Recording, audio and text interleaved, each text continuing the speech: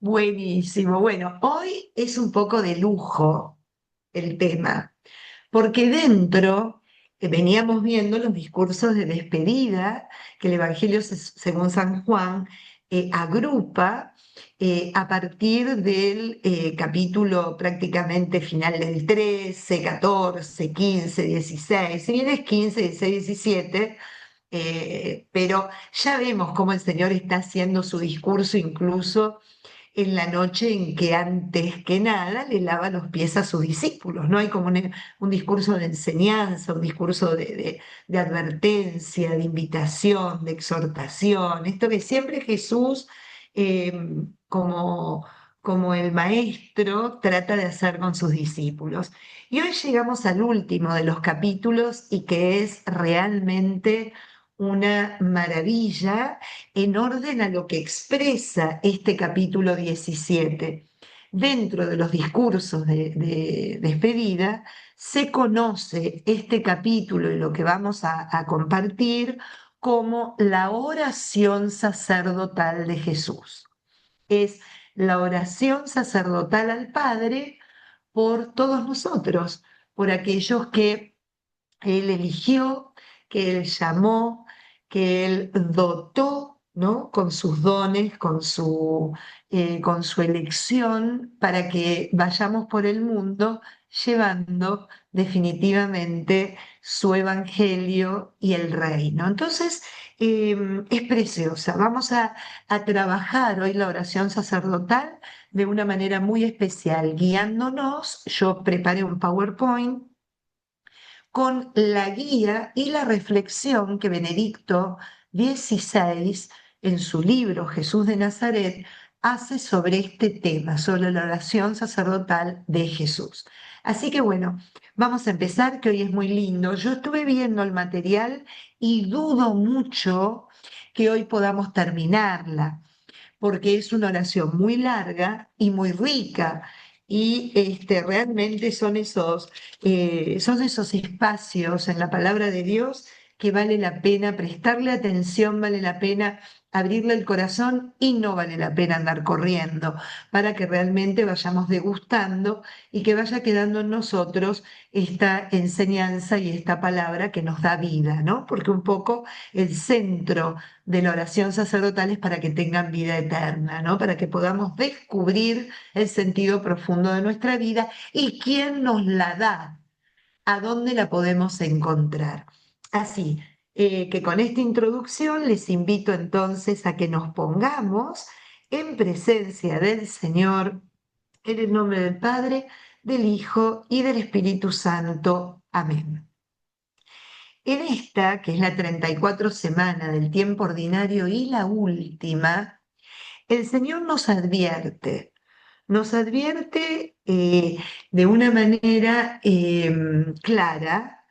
Son palabras que se eligen del Evangelio según San Lucas, prácticamente el final ya del Evangelio, que tienden a llevarnos al extremo del final de los tiempos, porque en realidad esta semana es el final de un tiempo. ¿De qué tiempo? Del tiempo ordinario, del tiempo litúrgico. Se termina un ciclo. Celebrábamos la festividad de Cristo Rey como el último domingo del tiempo litúrgico, ya que el próximo domingo queda inaugurado el tiempo de Adviento, donde ya vamos a tener el corazón preparado para este Señor que viene, que viene a generar en nosotros el sentido pleno de la espera, ¿no? De la esperanza. Entonces, es muy bonito, de alguna manera, poder el año litúrgico aprovecharlo para nuestra vida.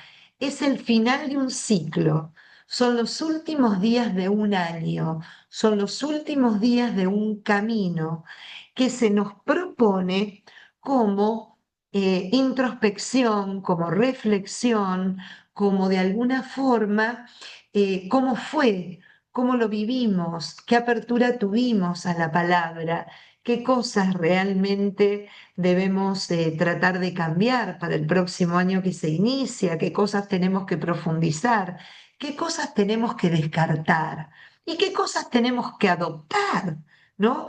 Porque bueno, un poco está todo eso en el final de un ciclo y en el inicio del otro. Entonces hoy nos vamos a encontrar en el Evangelio. Se está leyendo Daniel. Daniel es un libro profundamente apocalíptico, la primera lectura. Esta literatura apocalíptica que habla del final de los tiempos. Recuerden, estamos al final del tiempo litúrgico, al final de los tiempos como la antesala de la preparación para vivir algo mucho mejor de lo que estamos viviendo. Nunca la liturgia, nunca la palabra de Dios, nunca el Señor nos sumerge en algo que se termina y quedamos huérfanos, en la oscuridad, vacíos. No, no, no. Algo que se termina es para dar inicio a algo mejor. Siempre, siempre. Cuando uno lee la palabra profética, cuando uno lee los evangelios, cuando uno lee incluso a un Jesús retando de alguna manera, llamando la atención por una acción, siempre se culmina con una invitación a algo mejor, algo que va a ser mejor para todos, por más que cueste, por más que duela. Incluso la cruz no es el final, es la resurrección, el final de la historia de Cristo, ¿no? Entonces, fíjense que no es ningún final, es el inicio de algo que no se agota nunca, ¿no? Esto a lo cual nos invita en profundidad. Y hoy, justamente, el Evangelio, según San Lucas, es como una mirada profética, como una mirada, digamos, de advertencia, que ser discípulo de Cristo no es ir caminando por un camino de rosas, no es un camino fácil, sino hoy, en el 2025, vayan a preguntarle a los cristianos de África, que en distintos lugares entran a sus comunidades, matan en el medio de la misa, secuestran a las mujeres, les hacen realmente padecer en su condición de cristianos, ¿no? Por poner algo extremo, lo tenemos en América Latina, regímenes que persiguen a la iglesia porque la iglesia se opone a todo aquello que va en contra de la dignidad del hombre. Estoy dando ejemplos, ¿no?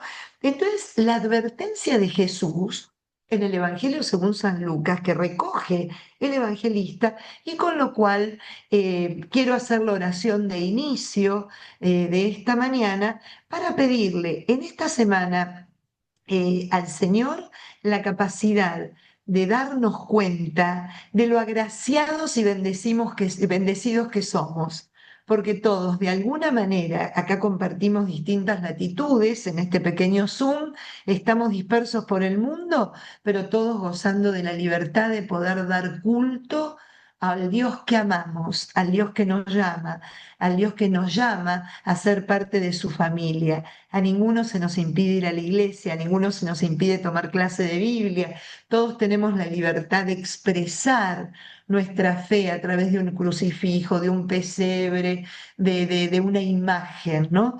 Démonos cuenta de esa grandeza, démonos cuenta de esa bendición, pero también de la responsabilidad que conlleva de tenerla y de vivirla. Entonces, hoy el Señor nos alienta a la advertencia y nos da una linda bendición al final, porque miren lo que dice. Jesús le dijo a sus discípulos, los detendrán, los perseguirán, los entregarán a las sinagogas y serán encarcelados, los llevarán ante reyes y gobernadores a causa de mi nombre. Y esto les sucederá para que puedan dar testimonio de mí. Tengan bien presente que no deberán preparar su defensa, porque yo mismo les daré una elocuencia y una sabiduría que ninguno de sus adversarios podrá resistir ni contradecir. Serán entregados hasta por sus propios padres y hermanos, por sus parientes y amigos, y a muchos de ustedes los matarán. Serán odiados por todos a causa de mi nombre, pero ni siquiera un cabello se les caerá de la cabeza. Gracias a la constancia salvarán sus vidas. Fíjense qué belleza. Nos regala esta sentencia, esta bendición. Siempre hablamos en este espacio donde contemplamos y compartimos juntos la palabra de Dios, que la santidad se trata más de perseverar, ser constantes que de cualquier otra cosa. Lo dice muchas veces el Evangelio a sus apóstoles. Ustedes que perseveraron conmigo, vengan, celebremos. ¿No? Tiene este gesto de marcar que la perseverancia, la continuación en el camino que Dios le dijo a Abraham, camina en mi presencia, es lo que el Señor ve con alegría y con amor. Nos vamos a equivocar, vamos a meternos en un pozo, vamos a salir del pozo, vamos a desviarnos y vamos a volver, pero la perseverancia está ahí, en el deseo de no abandonar el camino, en el deseo de no dejar de seguirlo, en el deseo de no dejar de ser, como dice este Evangelio, testigo de aquel que nos cambió la vida. Así que en esta semana tan especial, donde todos ya tenemos un poquito el corazón en el pavo, ¿no? De Thanksgiving, en la celebración familiar, en esta alegría del compartir en este momento tan especial, pidámosle al Señor el darnos cuenta de todas nuestras bendiciones, el darnos cuenta de todo lo que Él transforma, revive, restaura en nuestra vida y dar gracias y en la gratitud convertirnos a su vez en esperanza para los demás. Está pidiendo a gritos este mundo signos claros de lo que es el amor, de lo que es el servicio, de lo que es la esperanza, de lo que es el bien.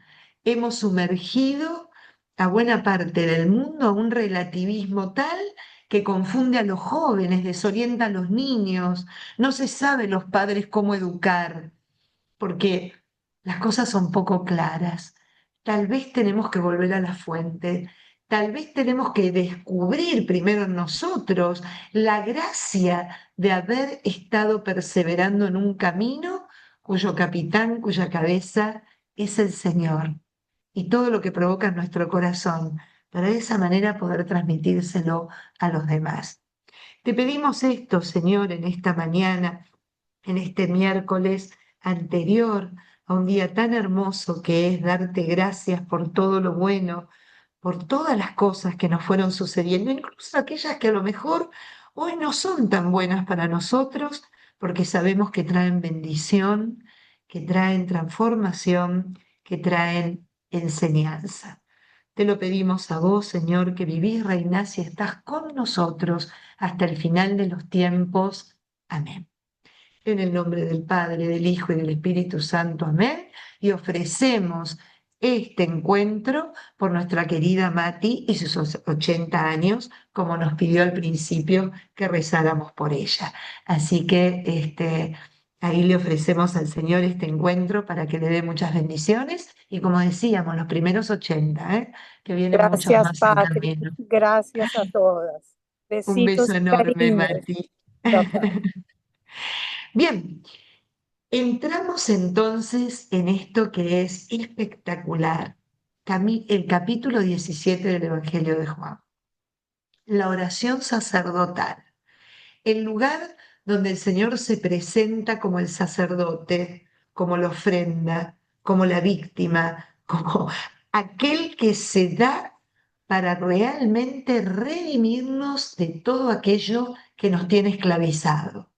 Es la oración en donde Jesús levanta la voz y sigue retumbando hasta hoy, porque hace 48 horas el Papa León XIV sacó una carta de exhortación apostólica sobre los 1700 años de Nicea, en donde la cristiandad unida determinó las bases de nuestra fe, de que creemos en un Dios que es pero 100% hombre y 100% Dios, ¿no? Es la base del credo de Nicea. Pero lo más lindo que subyace en este credo y la celebración que va a ser ahora en Estambul y en el Líbano, en no sé a qué región del Líbano va, para celebrar, es la unidad de los cristianos. ¿Por qué? Porque la oración sacerdotal de Jesús en el capítulo 17 tiene un grito que clama desde su corazón: que todos sean uno, Padre, como tú y yo somos uno, que todos sean uno en nosotros. Es el grito que Jesús todavía sigue dando cada vez que ve a una iglesia dividida, a los cristianos divididos, a los cristianos oponiéndose unos a otros, siendo que todos tienen el mismo Señor y el mismo Dios. Así que eh, fíjense la importancia que tiene esta oración, que como decimos, toda la palabra de Dios es presente, viva y eficaz, como nos recuerda la carta a los hebreos, ¿no? Pero hoy, en este contexto, yo digo que el Señor no hace las cosas porque sí, sino que a nosotros en las clases de Biblia nos acompaña el Espíritu Santo para dar sentido a lo que va pasando. En este contexto universal donde estamos celebrando 1700 años de algo que nos unió, hoy vamos a entrar en el corazón del pedido de Dios para hacer de esa unión una realidad, una verdadera y auténtica realidad. Ahora bien, solo para aclarar esto, la unidad que pide el Señor en los cristianos comienza en el corazón de cada cristiano. Es lo que veníamos diciendo. Si mi corazón está dividido y hay una parte que es de Cristo, pero la otra no sé de quién es muy difícil que si yo no vivo una unidad en mi vida, una unidad de vida y de fe, una unidad donde todos de alguna manera nos estemos asociando con San Pablo y digamos a una sola voz: mi vida es Cristo. Ya no soy yo quien vive en mí, sino que es Cristo el que vive en mí. Entonces, cuando decimos eso, es cuando vemos que nuestros pensamientos tienen su origen en Cristo, nuestros sentimientos tienen su origen en Cristo, nuestras acciones tienen su origen en Cristo, nuestra manera de relacionarnos tiene su origen en Cristo. Cuando toda nuestra vida tiene su origen en Él, nos vamos unificando, vamos siendo uno con Él, vamos haciendo realmente eso que va regalándonos paz, serenidad y sanidad, ¿no? Una sanidad profunda y permanente. Entonces, hasta que no ocurre eso a nivel individual, es muy difícil que suceda a nivel incluso comunitario, incluso familiar, ¿no?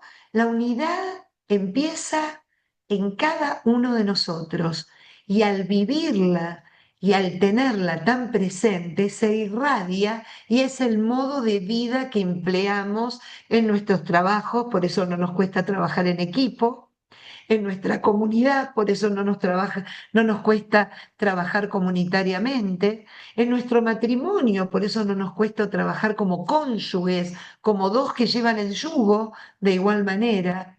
Fíjense dónde comienza, ¿no? Así que bueno, un poco vamos a ir ahí.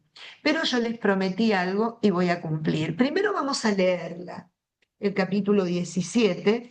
Vamos a leerla entera, aunque hoy vamos a poder hacer un pedacito, ya les digo desde ya. Capítulo 17, Evangelio según San Juan, versículo 1. Así habló Jesús. Después, levantando la vista al cielo, les dijo: Padre, ha llegado la hora. Da gloria a tu Hijo, para que tu Hijo te dé gloria, ya que le has dado autoridad sobre todos los hombres para que dé vida eterna a cuantos le has confiado. En esto consiste la vida eterna, en conocerte a ti, el único Dios verdadero, y a tu enviado, Jesús el Mesías. Ya te he dado gloria en la tierra, cumpliendo la tarea que me encargaste hacer. Ahora tú, Padre, dame gloria junto a ti, la gloria que tenía junto a ti antes de que hubiera mundo. He manifestado tu nombre a los hombres, que separaste del mundo para confiármelos. Eran tuyos y me los confiaste y han cumplido tus palabras. Ahora comprenden que todo lo que me confiaste procede de ti. Las palabras que tú me comunicaste, yo se las comuniqué. Ellos la recibieron y comprendieron realmente que vine de tu parte y han creído que tú me enviaste. Yo ruego por ellos, no ruego por el mundo, sino por los que me has confiado, pues son tuyos. Todo lo mío es tuyo y todo lo tuyo es mío. En ellos se revela mi gloria. Ya no estoy en el mundo, mientras ellos sí están en el mundo. Yo voy hacia ti. Padre Santo, cuida en tu nombre a los que me diste, para que sean uno como nosotros. Mientras estaba con ellos, yo guardaba en tu nombre a los que me diste, los custodié y no se perdió ninguno de ellos excepto el destinado a la perdición para el cumplimiento de la escritura. Ahora voy hacia ti y les digo esto mientras estoy en el mundo, para que mi gozo sea el de ellos y su gozo sea perfecto. Vamos a cortar acá, porque no lo vamos a poder terminar. Y vamos a ver qué es y en qué marco se dice esta oración sacerdotal. Ahora sí, les voy a compartir el PowerPoint, que me parece que es precioso y que lo van a disfrutar muchísimo y que además va a echar mucha luz en un texto que, claro, cuando lo leemos decimos, ¿y esto cómo se entiende? ¿Qué es lo que el Señor nos ha querido mostrar, nos ha querido enseñar o transmitir en esta oración sacerdotal? Así que vamos a ir despacito. Ya les dije que la base de la explicación hoy va a estar en lo que nos explica a su vez Benedicto XVI en el libro maravilloso de Jesús de Nazaret. Bien, primero, ¿en qué contexto se da esta oración sacerdotal? Se da en el medio del rito de la fiesta de la expiación. ¿Cuál es la fiesta de la expiación? La que el Levítico pide, el libro del Levítico, que es el tercer libro de la Biblia, pide que todo el pueblo de Dios celebre una vez al año. ¿Qué pasa? En Jesús, la expiación, nos vamos a dar cuenta que queda dentro de lo que va a ser la Eucaristía. Por eso nosotros no tenemos la fiesta de Yom Kippur.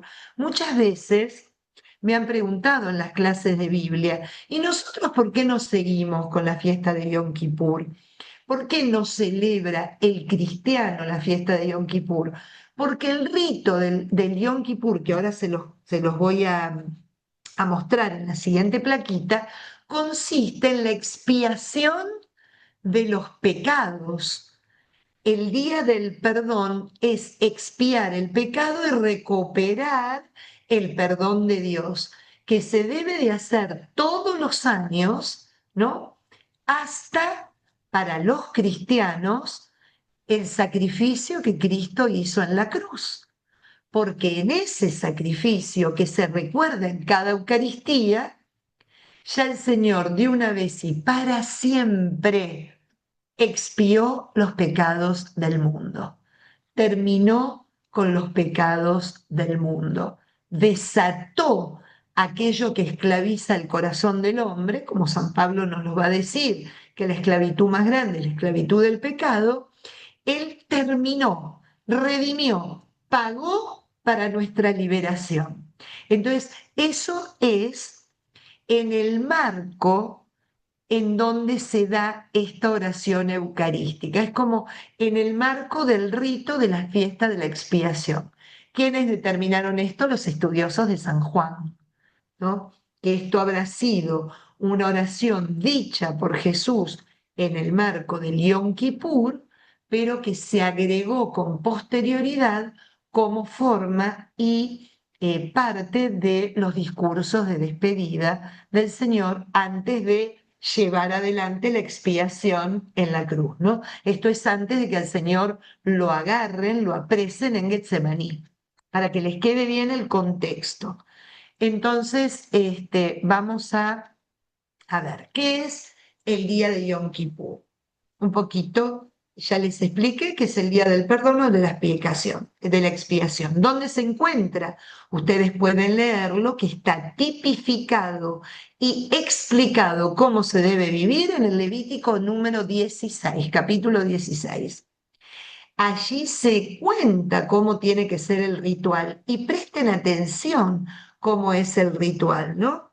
El sumo sacerdote da como ofrenda distintos sacrificios de animales prescriptos por la ley ofrecidos en holocausto. ¿Qué significa ofrecidos en holocausto? Que todo el animal es ofrecido a Dios. Es prendido fuego, para que quede claro. Se ofrece en el fuego y se eleva en el humo la ofrenda a Dios, ¿no? Entonces, fíjense, qué interesante. Los sacrificios que este sumo sacerdote en el templo ofrece tiene como tres grados o tres tiempos o intenciones también. El sumo sacerdote, primero que nada, ofrece la expiación por sí mismo, o sea, por los pecados cometidos por él. Ofrece un sacrificio por él. O sea, primero ofrece el sacrificio para él quedar completamente purificado, limpio y exonerado de toda culpa para poder dar el sacrificio a los demás.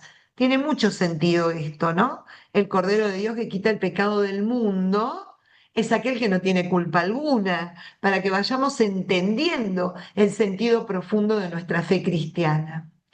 Después lo va a hacer por su casa. ¿Cuál es la casa a la que representa? Todos los sacerdotes de Israel, la casta sacerdotal, que ofrecía en el templo los sacrificios para todo el pueblo. Y por último, para toda la comunidad de Israel. Entonces, ¿cómo se hacía? Se realizaba, ahí tienen un poquito el altar.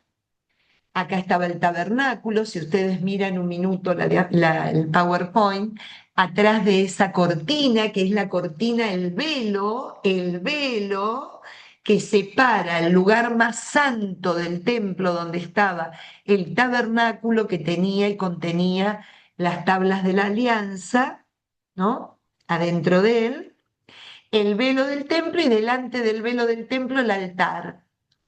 En el altar se ofrece el sacrificio de los animales, ¿no? Y acá tenemos un signo que a mí me encanta que lo miren, por eso les puse el dibujito, porque es muy gráfico. Este es el velo del templo que cuando crucifican a Jesús se rasga. Ese es el velo del templo. Es la cortina que separaba a los fieles de la presencia de Dios que ellos consideraban que estaba en el tabernáculo. se rompe, se desgarra, porque ya no hay nada que no dé a conocer la presencia de Dios en el hombre que está en Jesucristo, ¿no? Entonces ya no necesita ser ocultado, ya no necesita ser solamente visitado por unos sacerdotes, no, cualquiera puede contemplar el rostro de un Dios que se da a sí mismo, no como el animalito para que expíe los pecados todos los años, sino de una vez y para siempre. Espero que eso les haya quedado claro de dónde vienen los signos que cobran mayor sentido cuando vemos una cruz, el altar del Cordero de Dios que quita el pecado del mundo para siempre, ¿no? Entonces, ¿qué dice el Levítico 16? Así realizará la expiación por el santuario, por todas las impurezas y delitos de los israelitas, por todos sus pecados. Lo mismo hará con la tienda del encuentro, que es esto que está antes de templo, había tienda del encuentro. El templo es una copia de la tienda del encuentro que durante muchos años acompañó al pueblo de Israel en medio del desierto, incluso en la ciudad de Jerusalén, cuando todavía no tenían templo, establecida entre ellos en medio de las impurezas, ¿no? Pero fíjense qué gráfico, porque estas tres cosas, altar, velo y tabernáculo, se convierten en una sola en la cruz de Cristo, ¿no? Desaparece de alguna manera eso que alejaba al pueblo de Dios. Cristo viene ¿se acuerdan cuando dice, atraeré a los hombres hacia mí, los atraeré? En ese momento el hombre y la mujer estaban fuera del ámbito de Dios, ¿no? ¿Qué pasa el día de Yom Kippur? Es la única vez que se pronuncia el nombre de Dios, la única vez que el sacerdote dentro del santuario, en presencia de Dios, dice el santo nombre de Dios para llamarlo y pedirle por la expiación y la liberación del pecado de él, de la casta sacerdotal y del pueblo de Israel, ¿no? Dice Benedicto, pronuncia en presencia de Dios el santo nombre, que normalmente no se podía nombrar. El nombre de Dios era prohibido, sigue siéndolo. Cuando un judío hoy lee el tetragramatón, el famoso nombre de Yahvé, no dice Yahvé, va a decir Adonai. No puede pronunciar el nombre de Dios. O va a decir Hashem, que en hebreo significa el nombre. Hasta el día de hoy sigue igual. Y que Dios había revelado desde la zarza a Moisés, aquel nombre por el cual él se había hecho tangible para Israel. ¿Se acuerdan lo que le pregunta Moisés a Dios? ¿Y en nombre de quién voy a ir a liberarlos? ¿En nombre de quién voy a ir a decirle al faraón que deje libre al pueblo? Y ahí es donde el Señor le revela su nombre. Y al revelarle su nombre se hace cercano. Ahí está la tangibilidad. Un Dios totalmente trascendente se vuelve cercano. Lo puedo decir, lo puedo mencionar. Tiene un nombre, ya no está tan lejos de mí. Esa era la esencia, ¿no? Pero no se podía pronunciar. Después les digo un segundito por qué no se podía pronunciar. ¿Cuál era la finalidad del día de Yom Kippur? Volver a la santidad, recuperar la condición de pueblo santo que por la impureza, por el pecado, ¿no? Por las malas acciones o por haber abandonado el camino de Dios, uno adquiría. Entonces ese día se volvía a recuperar la santidad. Esta fiesta, nos dice Benedicto, tenía como fin volver a dar a Israel su carácter de pueblo santo. Tras las transgresiones de todo un año, de encauzarlo de nuevo hacia su destino de ser el pueblo de Dios, en medio del mundo. Es muy bonito esto. Recuperaban la esencia de ser pueblo de Dios. ¿Y qué significaba ser pueblo de Dios en medio del mundo? Ser testimonio de lo que significaba ser pueblo de Dios. Cuando uno tiene semejante honor, de lo único que puede hacer gala es de vivir de acuerdo al honor que se me ha conferido. O sea, ese don es una responsabilidad, ¿no? Entonces, qué bonito. La fiesta restablece una y otra vez el sí del amor entre Dios y el hombre que le responde, ¿no? Esa es la fiesta de Yom Kippur. ¿Qué tiene que ver esta fiesta con lo que acabamos de leer? Toda la estructura del Levítico 16, lo que leímos, Jesús la toma para hacer esta oración del capítulo 17 de Juan. La oración sacerdotal está en la estructura del Levítico 16. Ustedes estarán pensando, ay, Patri, qué mareo, qué nos importa, o qué tiene que ver esto con mi vida cotidiana, ¿en qué me afecta? Es para darnos cuenta y conocer más nuestra fe. Hoy le vamos a encontrar en los signos que el Señor hace y realiza con posterioridad en la pasión, tienen su base en la historia de la salvación. No hace las cosas porque sí. Yo he dado gloria a tu nombre porque he hecho lo que me has dicho. Y lo que dice el Señor está dentro del plan de la salvación. ¿Y desde dónde? Desde todos los tiempos.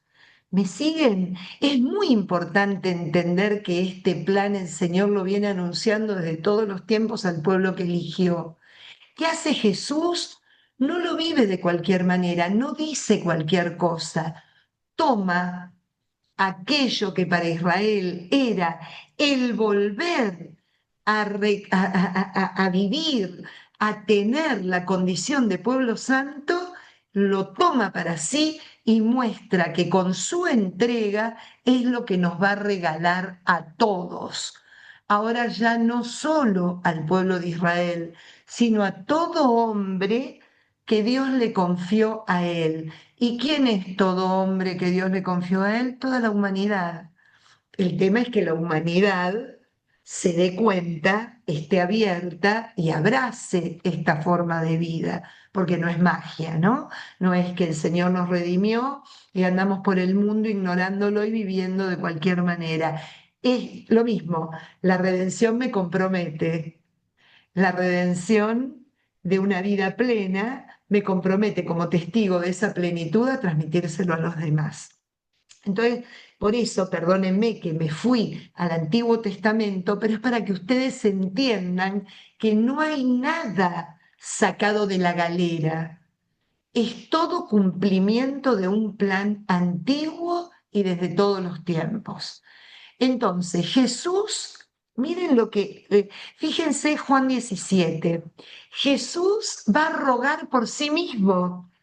Padre, ha llegado la hora, da gloria a tu Hijo para que tu Hijo te dé gloria. ¿No? Fíjate, yo te he dado gloria. Lo que acabamos de leer es el Señor elevando oración por sí mismo.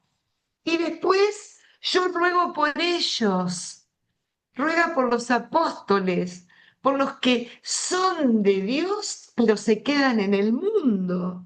Fíjense, conságralos con la verdad. Tu palabra es la verdad. No pido que los saques de... No, fíjense que tiene la misma estructura que hacía el sacerdote cuando ofrecía el sacrificio por sí mismo, por los sacerdotes y por todo el pueblo de Dios. Jesús va a hacerlo por sí mismo, por los apóstoles y al final por la iglesia de todos los tiempos, ¿no? Finalmente por todos los que después, por medio de la palabra de los apóstoles, crean. Entonces, en la oración sacerdotal estamos todos en la misma estructura que Dios le pidió al pueblo de Israel. Fíjense lo que acabamos de ver, ¿no? Un poquito el sentido pleno. Él se santifica a sí mismo y ofrece la santidad a los suyos. La oración de Jesús lo presenta como el sumo sacerdote en el día de la gran expiación. Su cruz y su exaltación son el día de la expiación para todos. Él es el sumo sacerdote. Por eso recuerden ustedes esa parte de la misa tan hermosa que también en los hebreos se habla. Él es sacerdote, víctima y altar, ¿no? Como que en él está todo en uno. Pablo en los Corintios, nos recuerda Benedicto, dice, en nombre de Cristo les pedimos que se reconcilien con Dios. Por favor, reconcíliense con Dios, ¿no? Esto que de alguna manera era una exhortación anual, esto de reconciliarse con Dios, ¿por qué? Porque Dios ya le ofrece la reconciliación al hombre de todos los tiempos al haberse ofrecido a sí mismo en la cruz. Dice Benedicto, ¿acaso no es verdad que el problema esencial de toda la historia del mundo es el ser hombres no reconciliados con Dios? Con el Dios silencioso, misterioso, aparentemente ausente y sin embargo omnipresente. Fíjense qué bonito. Acá se da vuelta la historia. Permítanme mostrarles. En los tiempos antiguos se debía de presentar el sacrificio en el animal para que expíe los pecados y el hombre adquiera la reconciliación y la santidad. Acá es al revés. Hay un Dios que se sacrifica, que se ofrece, que se da a sí mismo, regalándonos esa reconciliación. Entonces, la reconciliación con Él está al alcance de la mano. Ahora bien, el tema es que yo quiera vivir reconciliado con Él. El tema es que yo la tome. El tema es que yo me la apropie, la haga parte de mi vida y experimente lo que es vivir reconciliada con Cristo, ¿no? Este día, ¿no? El día de la expiación, es la fiesta siempre accesible de la reconciliación de Dios con los hombres. En la cruz es una fiesta siempre accesible. El Señor de una vez y para siempre abre, así como el nombre para Moisés hizo tangible, hizo cercano la presencia de un Dios a un pueblo, en este sacrificio Dios muestra el acceso a poder vivir esa reconciliación a lo largo de toda la vida, ¿no? A lo largo de toda la vida, de toda la existencia humana. Fíjense, dice Benedicto, que en el rito de la expiación, en Cristo se hace oración. El rito de la expiación se transforma en oración, en esta oración sacerdotal, en plegaria, ¿no?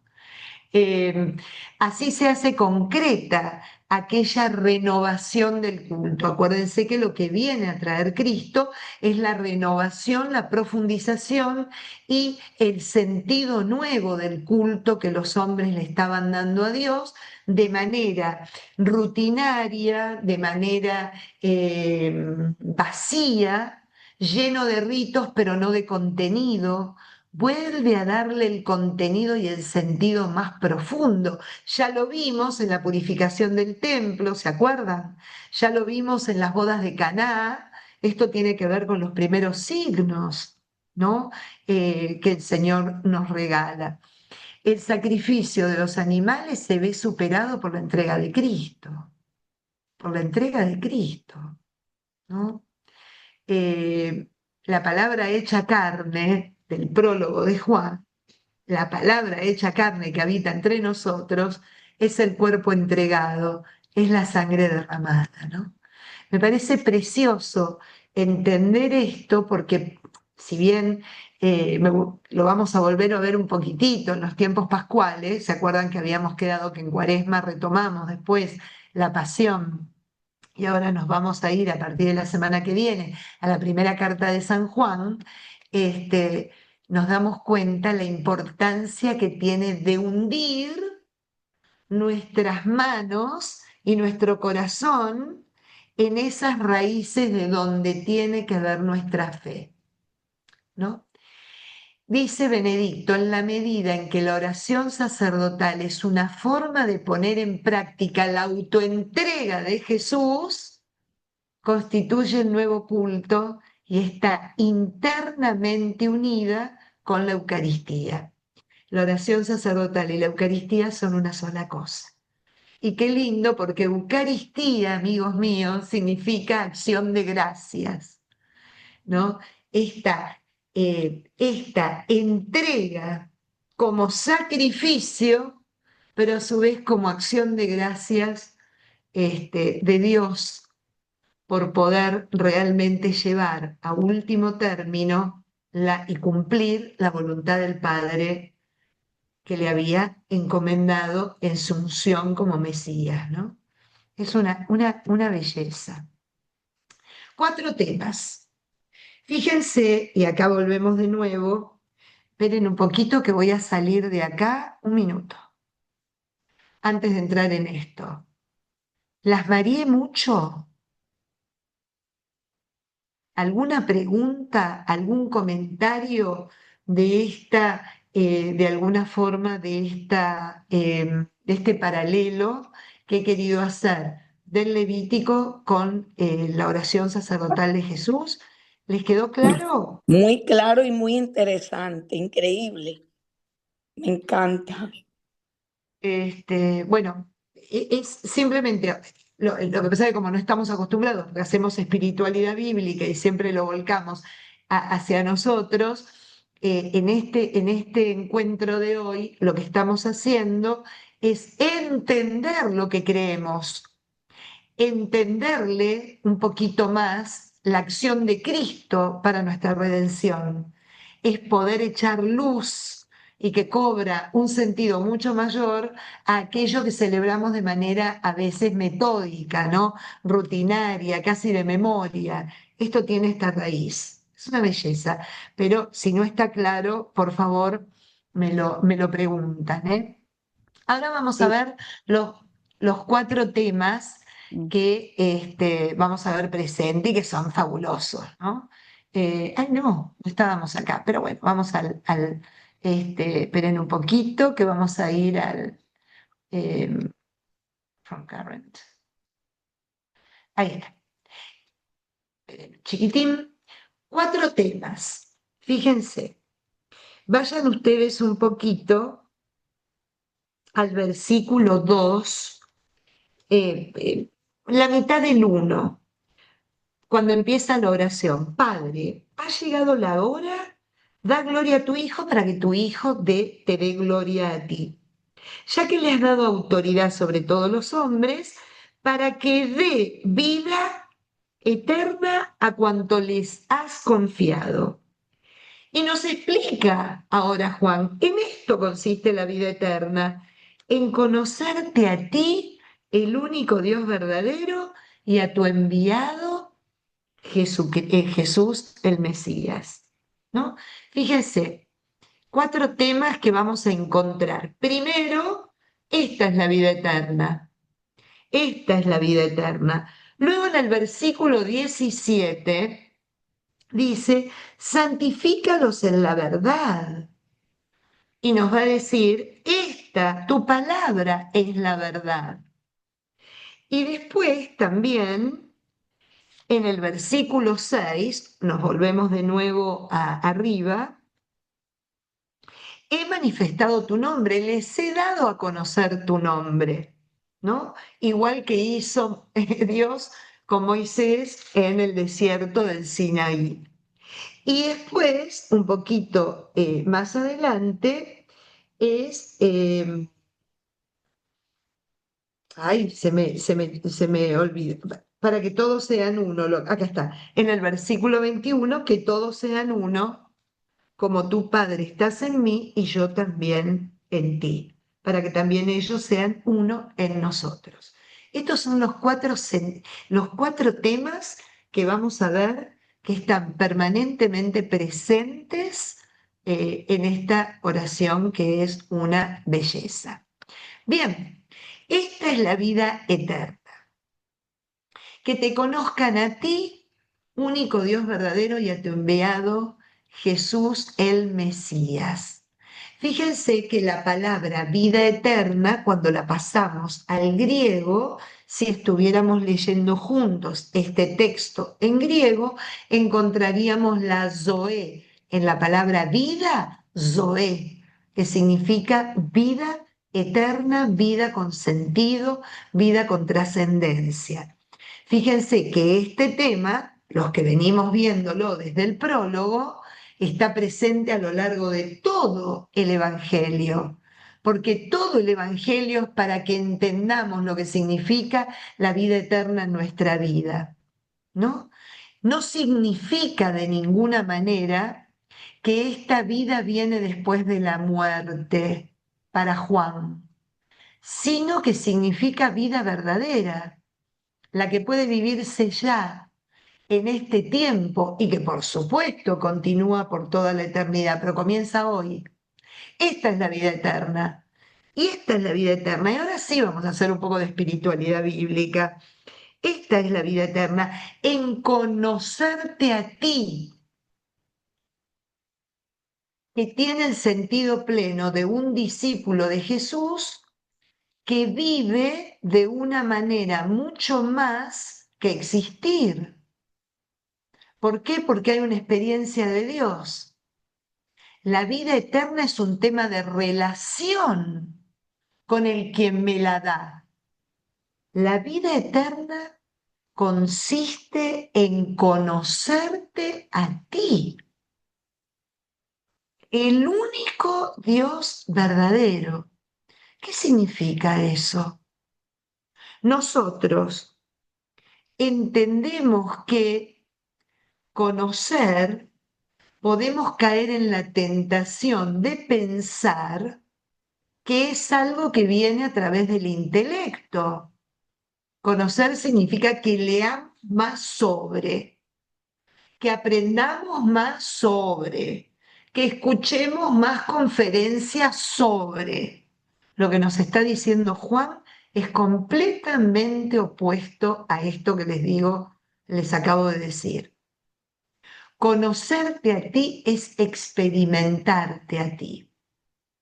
No tiene nada que ver con la adquisición de un conocimiento de orden intelectual.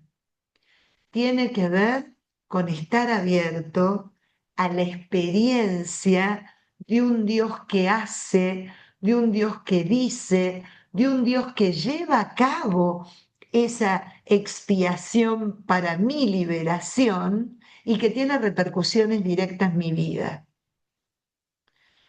Esta primera parte del Evangelio, de la oración sacerdotal, me interroga y me pregunta, ¿yo te conozco verdaderamente, Señor?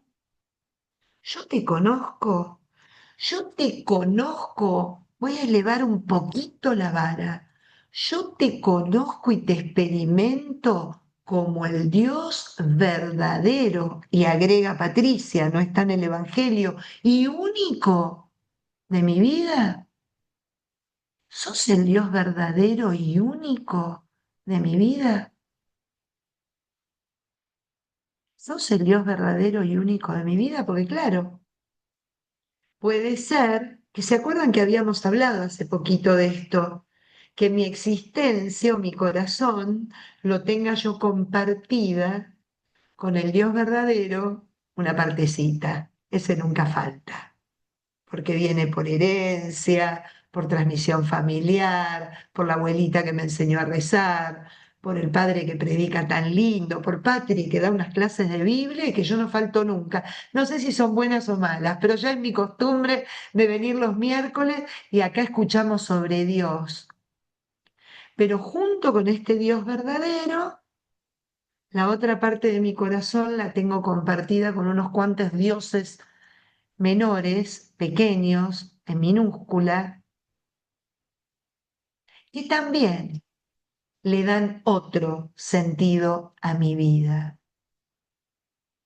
La oración sacerdotal del Señor, que ruega por Él primero y que ruega por nosotros, es para que nosotros realmente podamos llegar a este misterio. Y acuérdense que cuando decimos de llegar a este misterio, no significa que lo vayamos a entender, significa que vayamos a creerle, que vayamos a deslumbrarnos, a desconcertarnos, a estar frente a Él y decir, wow, esta es la verdad. Acuérdense lo que nos enseñaba el Señor Jesús en el mismo Evangelio de Juan. La verdad los hará libres. Y esta experiencia del Dios verdadero tiene que ser una experiencia de libertad que la tengo solo con Él. Me pasa lo mismo con los demás dioses de minúscula. Ahí está el termómetro. Yo solamente yo puedo saber lo que me da la plenitud y lo que me la quita, lo que me hace respirar hondo y sentir que me invade todo mi ser, a lo que me corta el aliento en un punto porque no deja entrar la Zoé, esa vida eterna que Jesús me la viene a entregar, a regalar, a dármela una vez más para que yo la viva, para que yo la lleve a plenitud, ¿no? Y como decía, ¿no? Esto de que el gozo, para que el gozo de ellos sea perfecto, lo que veníamos viendo unas semanas atrás. ¿Es mi gozo perfecto? ¿Es mi gozo el Señor? ¿Está apoyada en Él? Son cuestionamientos que ustedes dirán, bueno, Patri, y sí, son los cuestionamientos permanentes en nuestra vida cristiana, en nuestros discernimientos del día a día, porque el discernimiento está apoyado en este cuestionamiento, está apoyado en esta experiencia del Dios verdadero, aquello que me ayuda a elegir en el camino que voy a emprender, en lo que voy a adoptar como forma de vida, en lo que tengo que dejar, en aquello que tengo que cambiar, lo que veníamos diciendo al inicio, ¿no? En el final de este ciclo. Así que bueno, nos quedamos con esto, les dije, ni loca, íbamos es un tema profundo, lo que sí, al no tener la explicación del Antiguo Testamento, la semana que viene terminamos con todo el capítulo 17, Dios mediante. Pero es importante que entendamos y veamos la figura de Cristo ya como aquel que hay que reconocer como el que viene realmente a regalarnos la liberación plena y total, ¿no?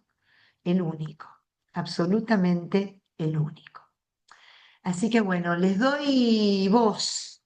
Pregunten, pregunten, pregunten, comenten, comenten, qué es lo que les quedó resonando. Hoy no hicimos mucha tarea de esto que siempre hacemos habitualmente con el Evangelio, pero la oración sacerdotal es muy profunda y además es a veces muy, si no la entendemos de entrada, de dónde viene, podemos correr el riesgo de no comprenderla, ¿no? De no comprender el sentido más profundo por el cual el Señor la realiza.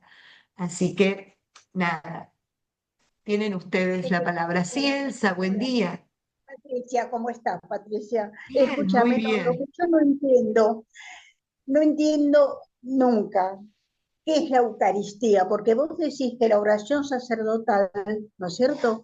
Y la Eucaristía, ¿qué es exactamente Eucaristía? Porque yo, por ejemplo, cuando veo que la gente va a comulgar, dice, vamos a recibir la Eucaristía, y yo digo, yo voy a recibir a Jesús, no voy a recibir la Totalmente. Eucaristía. Entonces, ¿qué es? No Eucaristía, entiendo eso. Eucaristía significa acción de gracias. Y eso también Sí, es muy antiguo y viene desde los ritos de ofrenda que se daban en el templo. Había ofrendas de sacrificio para acción de gracias, otras ofrendas eran de holocausto, como son las que acabamos de ver, otras ofrendas eran de comunión. Eso viene prescripto por la ley dada por Dios a Moisés en el Sinaí. Fíjate qué lejos. Ahora bien, Para nosotros, la misa, toda la misa entera es la celebración de la Eucaristía, porque es la celebración de un sacrificio de acción de gracias, del sacrificio de Cristo y la acción de gracias nuestra, uniéndonos a ese sacrificio por el don que Él nos dio al quedarse, como bien dijiste vos recién, en la presencia real del pan hecho su cuerpo y del vino hecha su sangre. Ahí se queda el Señor. Eso es una acción de gracias, es acción de gracias por el don que Él nos entrega y que de alguna manera cumple la promesa que nos hizo cuando nos dijo, yo estaré con ustedes hasta el final de los tiempos. De una forma está con nosotros en la presencia sacramental de lo que nosotros llamamos la Eucaristía, que es el pan y el vino, el cuerpo y la sangre, pero la Eucaristía es toda la celebración. Es una celebración eucarística, una celebración de acción de gracias. ¿Está claro? Sí, está Nosotros claro, lo pero yo, llamamos de esa manera.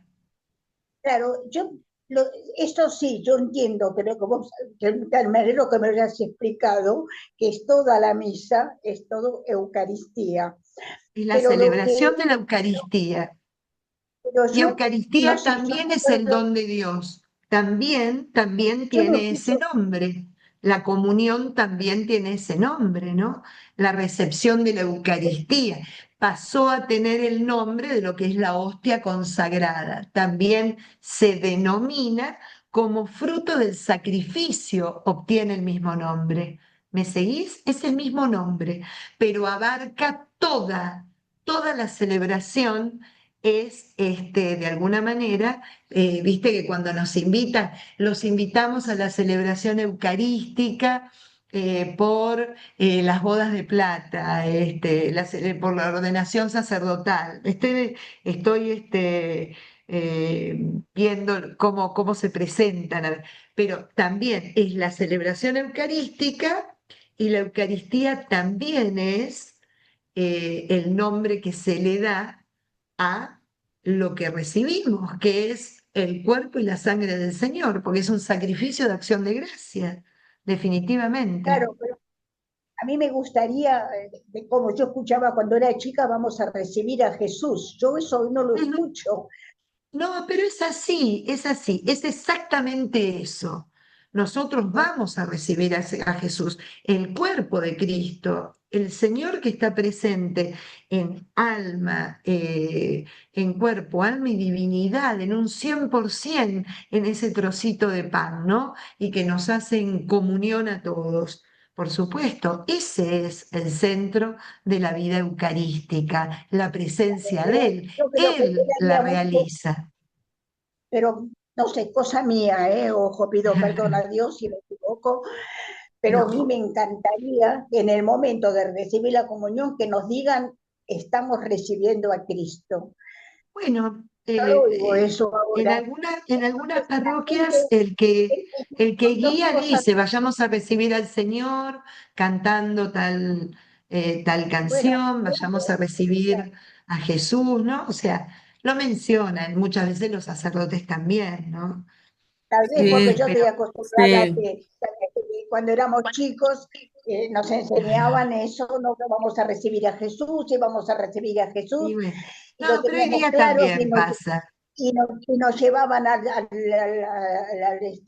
para conocer a Jesús en el sagrario, íbamos cantando, vamos niños al sagrario, que Jesús llorando está, pero viendo tantos niños, muy contentos se pondrá, y yo lo tengo tan grabado eso de recibir a Cristo, a Jesús, que como no lo escucho es como que me duele un poco y le pido perdón a Dios, porque me No, puedo pero estar muy equivocada. a lo mejor es el problema, a lo mejor del lugar donde asistís a misa y demás, porque en las demás comunidades yo lo escucho mucho, sí, sí, lo escucho mucho, por supuesto que las misas de los niños es una cosa, la misa de los adultos se transmite de otra manera, pero al menos Las dos experiencias mías constantes y permanentes, que son acá en Capital y en Monte, están, y en Miami ni hablar, por supuesto que sí. Sí, sí. ¿En No monte sé, ¿qué dónde? querías? ¿Dónde tenés el monte? San Miguel ¿Dónde San tenés Miguel el del campo? Monte, en San En Miguel San del Miguel del Monte, Monte. Qué lindo el ahí. campo. Yo vos sabés que siempre escucho hablar A del ver, campo porque espera un mis poquito, él abuelos, sí que quiere decir algo, Mati, en relación a lo que estabas diciendo vos, me parece. ¿Qué quieres no, decirnos, Mati? ya, Espera, Claro, espera. no, Patri, porque después me esto ya, perdí porque perdón, ahora. No, porque cuando hablaste que empezaste a decir de los ritos que estaban en el Antiguo Testamento, de Los sacrificio, después sacrificios, de la Eucaristía, después alguna vez de repente los podríamos mencionar todos, porque después dijiste que la por Eucaristía es acción de gracias, supuesto. pero nuestra también. Pero está bueno de repente hacer un Por paralelismo, me supuesto, si parece. ustedes quieren, yo tengo un curso que le di a las hermanitas, justamente a mis amigas, las hermanas dominicas de España, que un año me pidieron las raíces bíblicas e históricas de la misa. Claro, porque contigo Entonces, vamos aprendiendo toda la base, o sea que, como tú decís, nada es sacado de la galera, sino que tiene toda una no, base, no, bueno, el Antiguo Testamento, bueno, otra cosa previa y que la llevamos a otro nivel, ¿no? es muy lindo. Si ustedes quieren, podemos arreglar en algún momento que cuando terminamos lo de la comunidad juánica, podemos hacer 4 o 5 encuentros donde veamos la historia de la Eucaristía, la historia Claro. de los sacrificios, para que quede bien en claro y además es muy bonito cómo entendemos la misa, ¿no? La Claro. verdad ¿Y que me Eucaristía encantó. es sinónimo de hostia o no? Porque, Claro, sí, claro, son es sinónimos, es lo sinónimo, ojo. mismo.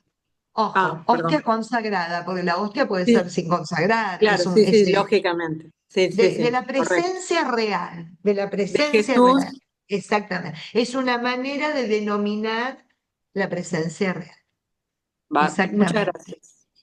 No, de nada, de nada. Vamos a hacerlo eso, vamos a hacerlo para poder centrarnos y con mucho gusto, a mí me encanta y además hacemos algo diferente que viene bien y seguimos estando en la Biblia, porque seguimos recorriendo la Biblia en las raíces que nos van demostrando y revelando aquello que celebramos, ¿no? Aquello que para nosotros es central en nuestra vida espiritual, definitivamente.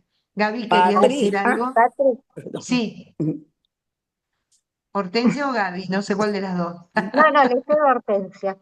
Ay, bueno, Hor- gracias. No, es que antes que se me olvide, que es que estoy tomando los cursos, no, los ejercicios de San Ignacio Loyola y es Ajá, increíble que ya van como 3 clases de Patri, que es una reafirmación de esos cursos increíbles.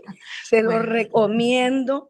Y eso, Patri, cuando tú definitivamente. hablaste de los dioses, que aparte del Dios verdadero, esos dioses parciales que tenemos, oye, uno cree que no, pero cuando uno empieza a ahondar y a ahondar, como dice San Ignacio, wow, van saliendo. Y yo les Y recomiendo sí, a todas que vayan al Santísimo o se pongan en oración, porque hay muchos, muchos de esos dioses parciales que obstaculizan. O sea, yo apenas estoy empezando, o sea, que ni que nada de experta, pero me ha muy ayudado lindo. muchísimo estos ejercicios y con Patri. Es que es una cosa que es que él es uno solo y entonces él te va poniendo como el rompecabezas y se van uniendo las partes. Gracias, Patri. Me Agregado, emociona mucho. Hortensia, hago un agregado que los ejercicios ignacianos sirven muchísimo para los procesos de discernimiento. Nosotros pasamos la vida entera discerniendo. Toda nuestra vida es un discernimiento. Entonces ayuda muchísimo la mirada la mirada, digamos, ignaciana, que es el que comienza con la cuestión del discernimiento espiritual, para que nosotros podamos realmente conducirnos por ese camino en presencia del Señor constantemente, ¿no? Que es lo que se nos pide. Gaby, ¿vos qué querías acotar? ¿Dónde estás? Que no te veo. Ahí estás, ya te veo, Sí. ya te vi, ya te vi. Bueno, primero, qué lindo porque qué profundo, Juan. La verdad que recién con vos lo estoy conociendo totalmente y la verdad que, como decís vos, te deslumbra, hago un wow.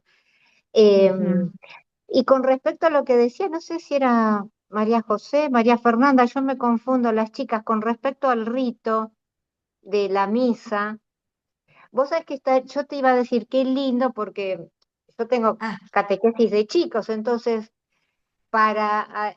más o menos lo que uno les va explicando a los chicos me serviría mucho para ayudarlos, sí, porque a veces hagámoslo. preguntan, viste, mismo para los padres, que los papás, bueno, no son muy asiduos de ir a misa, entonces, bueno, nos Sí, ayudaría para explicarles bien paso a paso. Esto de la fantástico. Eucaristía, mira, eh, enseñarle a los chicos, pero todos los días que tenemos los encuentros les hablamos de que Él está realmente ahí vivo, en cuerpo, Totalmente. sangre y divinidad. Bueno, Y también nosotros les... en Miami, está Cristina, ya se fue, Cris ya se fue. Estaba Cristina hace poquito que es catequista, en Miami está Julia, que puede corroborarlo. Em, Fíjense que nosotros llevamos a los chicos al sagrario y Sí, el padre abre el sagrario, todos los chiquitos sentaditos en el piso, y eso lo hacemos por lo menos 2 veces al año, además de las misas, para que claro, ellos entiendan la presencia en el templo del Señor, ¿no? exactamente. Este, y que se Patri, sientan involucrados en eso. Esa es la experiencia que hemos tenido nosotros por añares. Y yo acá veo que Sí, hacen lo mismo, en el campo al menos lo hacen. No sé acá claro, cómo manejan la catequesis porque son por- los días jueves, yo no voy, pero porque según las eh, parroquias, según el sí, depende de sacerdote, la si te comunidad, acompañan, depende tener de la comunidad. misa para niños y mismo también les inculcamos que cuando el padre, va, inculcar no, enseñar, que traten de Exacto. ver cuando el padre está haciendo consagrando la Mm, hostia o la Eucaristía, que miren, porque está ahí, él está ahí presente. Claro, el chico te va a decir, no, veo el cáliz, pero bueno, si no claro. le Pero bueno, pues, a explicamos, medida que van creciendo también van entendiendo otras cosas, claro, la claro, imaginación de exactamente. los chicos. Pero Sí, bueno, sí. vamos a seguir con este tema la semana que viene porque recién empezamos, pero bueno, ya la semana que viene terminamos porque hoy tuve mucha explicación que me parecía importante del Yom Kippur, porque si no, no se entiende de dónde sale la oración sacerdotal del Señor, ¿no? Entonces, perdónenme que no fue a lo mejor lo que acostumbramos a hacer, que nunca hay tanto Antiguo Testamento, pero hoy me parecía importante hundir la raíz ahí para poder entender bien lo que creemos, ¿no? Definitiva, Matilde, te lo mando por WhatsApp, quédate tranquila, y a todo el resto les voy mandando este PowerPoint, ya les mandé hasta el último que habíamos visto, eh, les mando el PowerPoint con mucho gusto sobre esto que estamos viendo, para que lo vayan leyendo y vayan, porque a lo mejor lo vamos salteando, lo hacemos un poquito más ágil la semana que viene, pero que es maravilloso como lo explica Benedicto también. Por eso es que no me lo quería perder a nuestro querido Papa ya fallecido, ¿no? Así que bueno, les dejo un beso enorme, feliz día de Thanksgiving, gracias por estar cada miércoles a la mañana acá, como si una fidelidad absoluta y total. Perseveran, me hacen perseverar a mí también en la palabra. Así que bueno, pásenla lindo y Mm. aprovechen el momento para dar gracias con su familia. No coman el pavo. Antes de comer el pavo, dicen, bueno, antes de darle de hincarle el diente, vamos a decir todos por qué queremos dar gracias este año. Mm. No dejemos pasar la fiesta, sino que amén. vivámosla en profundidad. Yo doy gracias por Muchísimas cada uno de gracias. ustedes. Gracias, Gracias, Patri. Patri. Muchas Beso bendiciones Muchísima en la lección. enorme, enorme, enorme. Muchísimas gracias. Cuídense mucho, mucho, mucho. Feliz Ay, gracias. Thanksgiving. Bueno, Besitos.